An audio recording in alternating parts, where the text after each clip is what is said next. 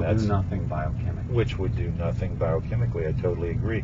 What they're trying to do and what we've seen is, and we've noted this, is even the trade organizations there, like IADSA and CRN, they're all in favor of these guidelines because it's a way for their big corporate member organizations to sell just more Me Too vitamins throughout the world without any barriers to the sale.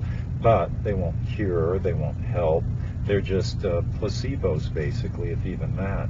And that's what they're gunning for. The real interested parties, people like you and me and your listeners out there, we want something more. We want the freedom to be able to sell like we have here, because we realize that vitamin mineral supplements are inherently safe. You look at the safety record for them, you see there's nothing that compares. You're more likely to die from bee sting than you are from taking a supplement. We went to the National Poison Control Center, we went to the National Statistic Archives and looked at how many people are killed each year by vitamin supplements. You have more than 12 years where no one died from a vitamin supplement. In the same year, you had thousands die from taking aspirin. And you had in 1 year, or 1 4-year period, 54,000 people died from one drug alone, Vioxx. So how is it that you can kill 54,000 Americans with Vioxx? No one goes to jail. Nothing is banned. It was a voluntary withdrawal. I interviewed Dr. David Graham at the FDA, who says the FDA is not going to, they're not going to go after these people. And they settle a lawsuit, class action lawsuit, for $5.85 billion, and then their stock goes up. So only in America can you kill 54,000 people and get a bonus. Something's wrong with that. Yeah, I Why totally don't you try agree. to get someone like me to come into that codex? Because I can assure you, by the time I finish with my presentation, I will let them know the science behind and what is in the public's best interest, because they don't care about the public. See, here's what's forgotten. The public interest to be healthy is not the issue. It is the profitability, the continuing expansion of market share for the pharmaceutical company. And look at the pharmaceutical company's grants and who they've hired, who goes to work for them, and then who ends up being a part of Codex or any of the other so-called, special expert advisory groups. Not one progressive person in the science that I know has been a part of any of this. It's unfortunately true, because what they do is, these are unelected bureaucrats. It's like having the FDA go there and represent our interests as consumers for the U.S. on the U.S. delegation. Similarly, it's the same thing for the other country delegates, member delegates. So what it turns out to be is, quite often, almost always, it's just the National Health Federation speaking out for health freedom there.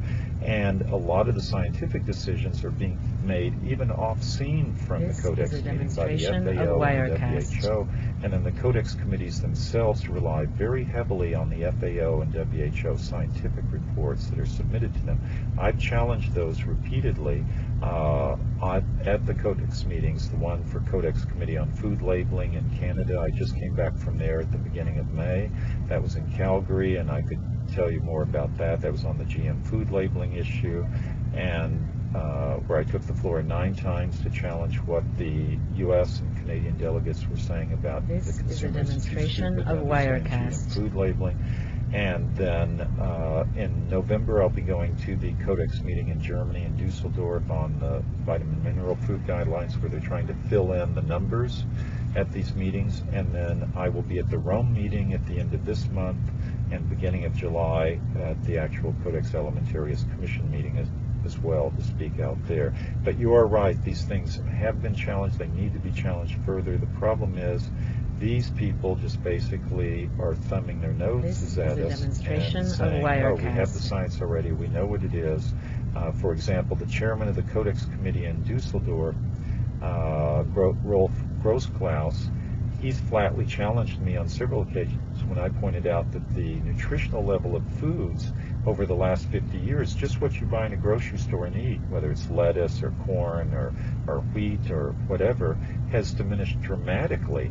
And he basically told me I was wrong, and the German studies had shown that there was no diminishment in the nutritive value of foods in the marketplace. And I said, well, there are Canadian and American studies that do show it. We reported on these studies here. These were done at respected universities. They showed the American. Forget if you're taking vitamins. If you're trying to get your vitamins from food, you're not getting them. Exactly. Antioxidants are down.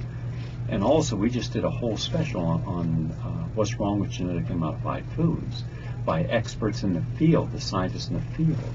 It's bad science. It's corrupt. Yes, it's bad science. We even call it junk science. This and what is a they're doing is they're trying to demonstration push of this through. The other Wirecast. thing that they do at the codex level that is absolutely wrong is they're applying a toxicological model to vitamin mineral supplements, which are, as you pointed out, extremely safe. So here they're trying to apply something that should be applied to melamine, for example, and that's another story I could tell you about from my attendance at the Rotterdam meeting in March of this year, the Codex Committee on Contaminants in Food. And they're taking that model, toxicological model, which is a very tough model and regulatory This model, is a and applying it demonstration to of very safe Wirecast. natural products, which is wrong also.